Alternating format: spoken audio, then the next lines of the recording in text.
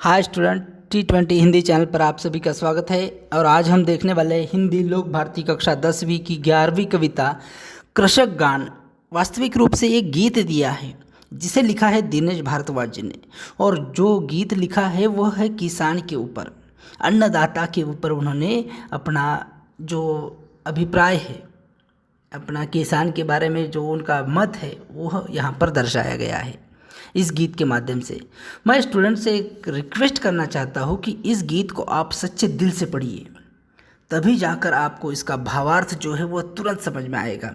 जो किसान की तड़प जो होती है, किसान का जो जीवन होता है, कितना पीड़ादायी होता है, इसके बारे में यहाँ पर कवि ने यहाँ पर लिखा है, इस गीत के माध्यम से दर्शाया है। तो सबसे पहले हम इसे पढ़ लेते हैं, इस गीत को पढ़ते हैं। हाथ में संतोष की तलवार ले जो उड़ रहा है, जगत में मधुमास उस पर सदा पतझर रहा है। दीनता अभिमान जिसका आज उस पर मान कर लूँ, उस कृषक का गान कर लूँ। चूस कर श्रम रक्त जिसका जगत में मधुरस बनाया, एक सी जिसको बनाई सृजक ने धूप छाया। मनुष्यता के ध्वज तले आह्वान उसका आज कर लूँ, उस कृषक का गाना कर लूँ। विश्व का पालक बन जो अमर उसको कर रहा है, किंतु अपने पालितों के पद दलित हो मर रहा है। आज उससे कर मिला नव सृष्टि का निर्माण कर लूँ, उस कृषक का गान कर लूँ। क्षीण निज बलहीन तन को पत्तियों से पालता जो, उसरो को खून से निज उर्वरा कर डालता जो। छोड़ सारे सुर असुर में आज उसका ध्यान कर लूँ, उस कृषक का गान कर लूँ। यंत्रवत जीवित बना है मांगते अधिकार सारे, रो रही पीड़ित मनुष्यता आज अपनी जीत हारे। जोड़कर कन कन उसी के नीड़ का निर्माण कर लूँ, आज कृषक का गान कर लूँ। देखिए दोस्तों, हर पंक्ति में एक पीड़ा दिखाई पड़ती है, हर पंक्ति में किसान की पीड़ा दिखाई पड़ रही है यहाँ पर, कि जो सब संपूर्ण विश्व को अन्नदाता के रूप में परिचित है, उस अन्नदाता मतलब अन्न देने वाला, खिलाने वाला, उसी अन्नदाता को यदि इतनी ज़्यादा पीड़ा है तो कैसा उसका जीवन होगा। वास्तविक रूप से वो कितना पीड़ादायी होगा, जो खिलाने वाला है दूसरों को, किंतु उसी का जीवन अगर पीड़ादायी है तो कितनी कष्ट वाली, कितनी बुरी बात है। प्रस्तुत गीत में किसान के जीवन पर आधारित है। अन्नदाता की दुर्दशा का वर्णन कवि ने यहाँ पर किया है, और उसका महत्व और उसका सम्मान किस तरह से होना चाहिए, कैसे उसका सम्मान करना चाहिए, यह हमें बताया गया है। देखते हैं एक एक पंक्तियों का अर्थ। देखिए, कवि कहते हैं, हाथ में संतोष की तलवार ले जो उड़ रहा है। यहाँ पर देखिए, कवि कहता है हाथ में संतोष की तलवार, समाधानी, संतोष मतलब समाधान व्यक्त करने वाला।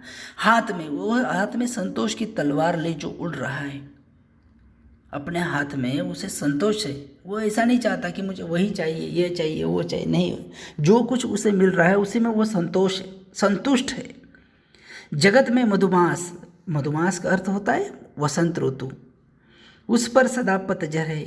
और वसंत ऋतु जगत में जो किसान है उस पर उसका जीवन जो है वो हमेशा संकटों से हुआ है, मगर उसके जो पीड़ा का कोई अंत नहीं है। उसकी जो पीड़ा है उसका कोई भी अंत नहीं है, वो हमेशा पीड़ादायक उसका जीवन है। उसके जो समस्या है उसके सामने की, वो हमेशा बढ़ती रहती है, एक न एक समस्या चलती रहती है उसके जीवन में, फिर भी वह निराश नहीं होता है, क्योंकि उसके पास संतोष रूपी तलवार है। उसकी जो ढाल है, संतुष्टि की ढाल है, वो बहुत बड़ी है, धन रूपी ढाल है, वो उसी में वो समाधान व्यक्त करता है। वही संतोष के सहारे, वही संतुष्टि के सहारे वो अपना जीवन जो है वह निभा रहा है। संपूर्ण जगत में वसंत आए, कैसा भी वसंत मतलब कैसा भी ऋतु आए। देखिए, किसान का जो जीवन है, कभी किसान बहुत ज़्यादा बारिश होती है तो कभी बारिश नहीं होती है, कभी वो बीज को बो देता है तो बारिश की राह देखता है, किंतु बारिश होती नहीं है और पूरी फसल जो है, बीज पूरा बर्बाद हो जाता है। फिर से नई उम्मीद के साथ वो बीज को फिर से बोता है। इतना धाड़स कोई और नहीं कर पाता है। जो बीज बोने के लिए वह साल भर की कमाई उस मिट्टी में डालता है बीज के रूप में, वह दोबारा बीज बोता है कि साहूकार से पैसा लेकर, कर्जा लेकर, क्योंकि उसे भरोसा है कि नहीं, अभी अगली बार तो ही बारिश आएगी, बरसात होगी और हमारी फसल लहराने लगेगी। इस उम्मीद के साथ वो जीता है। परिस्थितियों का वो मुकाबला करता है। कैसा भी ऋतु अगर आता है तो उसे वह डरता नहीं है। वो परिस्थितियों को बदलती रहती है, उसका वह मुकाबला करता है। मगर ये सब होने के बावजूद भी किसान के भाग्य में बहुत सारी अभाव भरी जिंदगी पड़ी है। ऐसी दयनीय स्थिति के बावजूद किसान किसी से कुछ मांगना अच्छा नहीं लगता, वो दूसरों से मांगता नहीं है। कृषक को अपनी ये दीनहीन दशा पर भी नाज है। वह कहता है कि ऐसे व्यक्ति पर अभिमान करता हूँ और मैं कृषक का गीत गाता हूँ। कभी कहता है कि देखिए वो कितना गरीब है, अपने परिवार के वो पूरे शौक भी कर नहीं पाता है, पूरा परिवार यहाँ पर उसकी मेहनत करता रहता है। ऐसा नहीं है कि एक ही आदमी वहाँ किसान जो है, पुरुष है, व्यक्ति जो घर का काम करने वाला मुख्य व्यक्ति है, वही काम करता है खेती में। नहीं, उसके साथ उसके बच्चे, उसकी पत्नी, सभी की मेहनत उस खेत के अंदर होती है और वह सच्चे दिल से वो मेहनत करते हैं।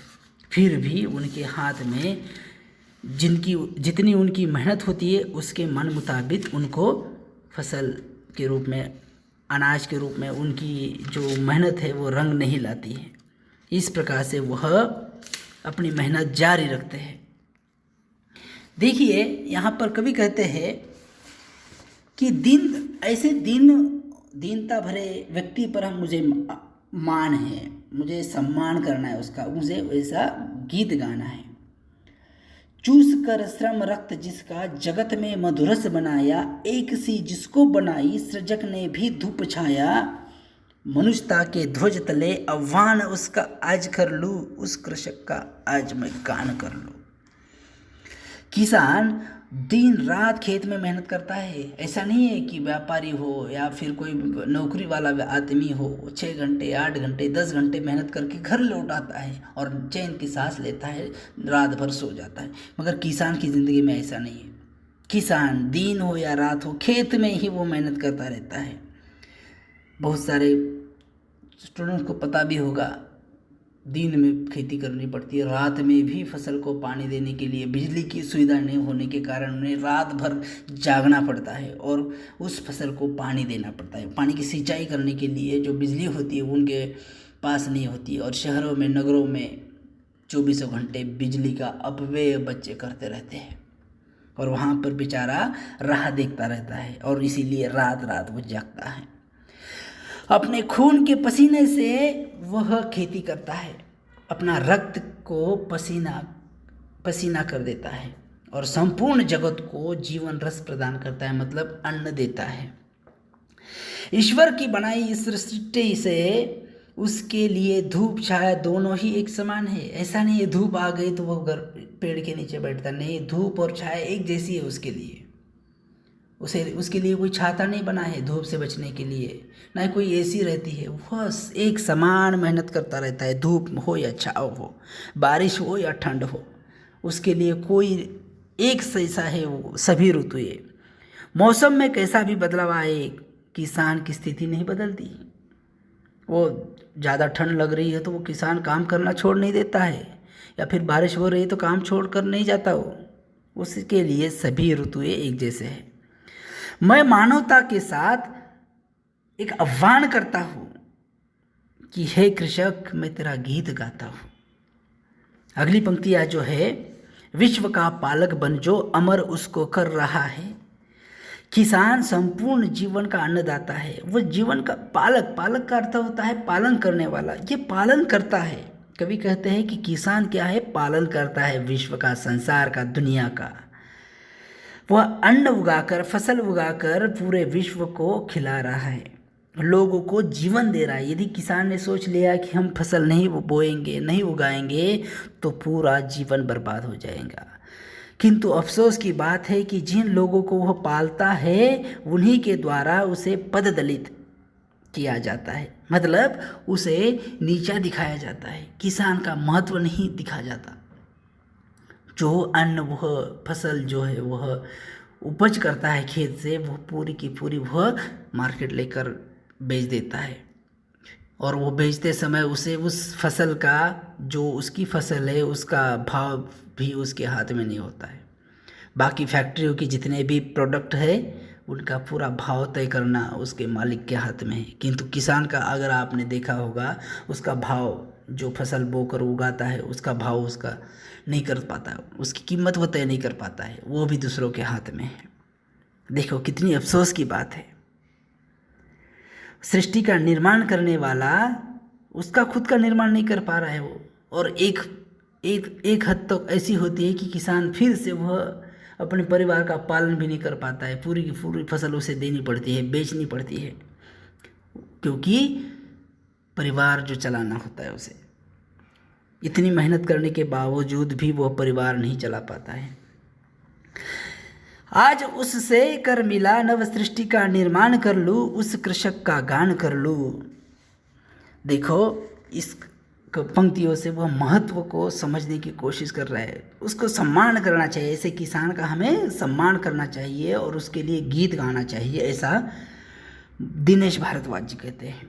देखिए अगली पंक्तियाँ। क्षीण निज बलहीन तन को पत्तियों से पालता जो, उसरों को खून से निज उर्वरा कर डालता जो, छोड़ सारे सुर असुर में आज उसका ध्यान कर लूँ, उस कृषक का गान कर लूँ।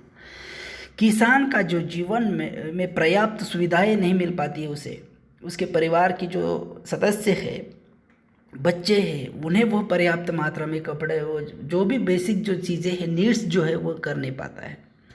जैसे कि उनके बच्चों के लिए कपड़े, आपने देखा होगा किसान के शरीर पर बदन ढकने के लिए ढंग के कपड़े तक नहीं होते हैं बेचारा, इतनी मेहनत करने के बावजूद भी, और वह पत्तों से अपना तन ढकने को मजबूर हो जाता है।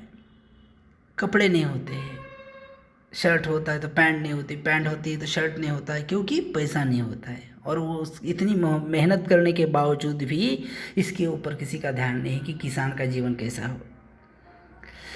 उसके बच्चों को अच्छी खासी स्कूल में पढ़ाई करने के लिए भी उसके पास पैसे नहीं होते हैं। ऐसे किसान ऊसर धरती में जी तोड़ मेहनत करके पसीने के रूप में अपने खून को बहाकर फसल की उपज करता है। मेरे लिए वह देवता के समान है। कवि कहता है कि वो देव ही भगवान है, ईश्वर है मेरे लिए। इसीलिए मैं देवता का ध्यान नहीं करके मैं किसान को ध्यान करना चाहता हूँ, किसान के बारे में ध्यानस्थ उनका ध्यान लगाना चाहता हूँ, उसके बेहतर जीवन, उसका जीवन जो हो बेहतर करने का प्रयास करना चाहता हूँ, और उसके लिए मैं गीत गाना चाहता हूँ। किसान के लिए, उसके महानता के लिए गीत गाना चाहता हूँ। वो भगवान ही है, किसान एक भगवान का, ईश्वर का अवतार है, कभी ऐसा कहते हैं। यंत्रवत जीवित बना है, मांगते अधिकार सारे, रो रही पीड़ित मनुष्यता आज अपने जीत हारे, जोड़कर कन कन उसी के नीड़ का निर्माण कर लूँ, उस कृषक का गान कर लूँ। किसान एक जीवित मशीन के रूप में काम करता है। यंत्र मतलब क्या? मशीन। यंत्र की तरह काम कर रहा है वह बिना अपने अधिकार मांगे मशीन की तरह वो काम करता है। दिन हो, रात हो, धूप हो, छाँव हो, बारिश हो, ठंड हो, सभी में वो काम कर रहा है। बाकी लोग गर्मी बढ़ गई एसी लगाकर काम करते हैं, ठंड लग गई एसी लगाकर काम करते हैं, रूम हीटर लगाते हैं, बारिश हो गई तो काम बंद कर देते हैं। किंतु किसान का ऐसा नहीं है। वह ऋतु कोई भी हो, उस ऋतु में वह काम करता रहता है यंत्र की तरह। इस अन्नदाता को सृष्टि का जो पालन करना है वो पालक बना हुआ है। उसकी दुर्दशा देखकर मानवता रो रही है। कभी कहता है कि मुझे रोना आ रहा है। यह अपमान ही मानवता के लिए। इतने बड़े अन्नदाता का ही जीवन यदि ऐसा पीड़ा से भरा हुआ है तो वो मानवता के लिए शर्म की बात है। कभी ऐसा कहते हैं। मैं कण कण जोड़कर किसान के लिए ऐसे नीड़ मतलब घर का, ऐसे घर का निर्माण करना चाहता हूँ जहाँ उसे एक अच्छा जीवन, एक हैप्पी लाइफ वो जी सके, उसकी सभी आवश्यकताएं, उसकी सुविधाएं वो प्राप्त कर सके। ऐसा मैं जीवन उसका बनाना चाहता हूँ और इसीलिए मैं किसान के लिए गीत गाना चाहता हूँ। कवि ऐसी इच्छा व्यक्त करता है कि किसान का ऐसा जीवन होना चाहिए, वो सभी उसकी जो इच्छाएं हैं, उसकी सुविधाएं हैं वो पूर्ण कर सके, ऐसा उसका जीवन होना चाहिए। इस प्रकार से कवि किसान के बारे में गीत लिखकर उनके प्रति एक मान सम्मान की बात कर रहे हैं और उनके भविष्य में उनकी सफलता पाने की एक इच्छा व्यक्त कर रहे हैं। भविष्य में जीवन के रूप में कवि देवता उसे मान रहे हैं, भगवान का दर्जा उसे दे रहे हैं किसान को, और अपना जो सर्वस्व है वह लगाने का प्रयास कर रहे हैं। तो इस प्रकार से हमने देखा कि कविता में हमने कि कवि किस प्रकार से किसान को महत्व देते हैं अपने जीवन में, और प्रस्तुत गीत में किसान के जीवन पर आधारित है। अन्नदाता किसान की दुर्दशा का वर्णन यहाँ पर किया गया है। किसान का महत्व कितना है, किसान को सम्मान कैसे प्राप्त होना चाहिए, और ये संदेश इस कविता से हमें प्राप्त होता है। यदि ये कविता आपको अच्छी लगी तो इसे लाइक कीजिए, शेयर कीजिए। यदि कोई डाउट है, समस्या है तो कमेंट बॉक्स में लिखिए, और आपको कोई भी अगर सुझाव है तो वह भी कमेंट बॉक्स में लिखिए, उस पर अवश्य विचार किया जाएगा। अब तक आपने हमारे चैनल को सब्सक्राइब नहीं किया है तो सब्सक्राइब कीजिए, बेल घंटी को भी दबा दीजिए, क्योंकि इस चैनल पर हम कक्षा 10वीं का संपूर्ण सिलेबस कवर करते हैं ताकि आपको एग्ज़ाम में अच्छे मार्क्स प्राप्त हो सके। मिलते हैं अगले वीडियो में, तब तक के लिए धन्यवाद।